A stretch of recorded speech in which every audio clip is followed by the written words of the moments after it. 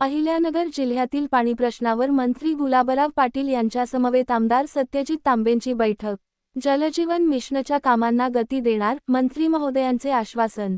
अहिल्यानगर जिल्ह्यातील पाणीपुरवठा योजनांमध्ये येणाऱ्या अडचणींवर राज्याचे पाणीपुरवठा व स्वच्छता मंत्री माननीय गुलाबराव पाटील यांच्यासमवेत आमदार सत्यजित तांबे यांची आज बैठक पार पडली. यावेळी जिल्ह्यातील रखडलेल्या जलजीवन मिशन योजनांचा सविस्तर आढावा घेण्यात आला. अहिल्यानगर जिल्ह्यातील तसेच संगमनेर तालुक्यातील देखील विविध गावांमध्ये जलजीवन मिशन अंतर्गत पाणीपुरवठा योजनांना मंजुरी मिळूनही प्रत्यक्षात कामे पुढे सरकत नसल्याची वस्तुस्थिती आमदार तांबेंनी मांडली. अनेक ठिकाणी तांत्रिक अडचणी, प्रशासकीय विलंब आणि समन्वयाचा अभाव यामुळे नागरिकांना अजूनही शुद्ध पाण्यासाठी प्रतीक्षा करावी लागत आहे.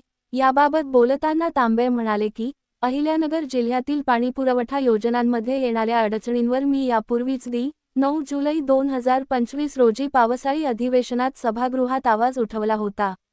अनेक ठिकाणी पाईपलाईनचे काम रखडलं आहे, काही ठिकाणी तर वर्क ऑर्डर झाल्यानंतरही प्रत्यक्ष काम सुरू झालेलं नाही.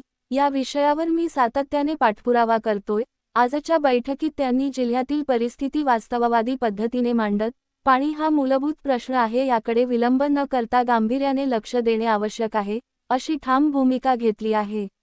मंत्री गुलाबराव पाटील यांनीही याची दखल घेत अधिकाऱ्यांना स्पष्ट शब्दांत सूचना दिल्या. योजनांच्या अंमलबजावणीत येणारे अडथळे तात्काळ दूर करा आणि कामांना गती द्या, असे निर्देश देखील दिले आहेत. प्रत्येक योजनेची प्रगती नियमितपणे तपासली जाईल आणि कामात हलगर्जीपणा चालणार नाही, असेही त्यांनी यावेळी स्पष्ट केले.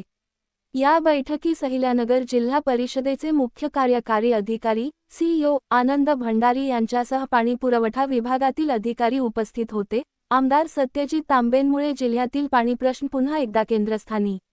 पाणी हा मूलभूत प्रश्न आहे, याकडे विलंब न करता गांभीर्याने लक्ष देणे गरजेचे आहे. पुढील काळात जलजीवन मिशन अंतर्गत कामांना वेग मिळून ग्रामीण भागातील नागरिकांना मोठा दिलासा मिळेल, अशी अपेक्षा आमदार तांबे यांनी व्यक्त केली.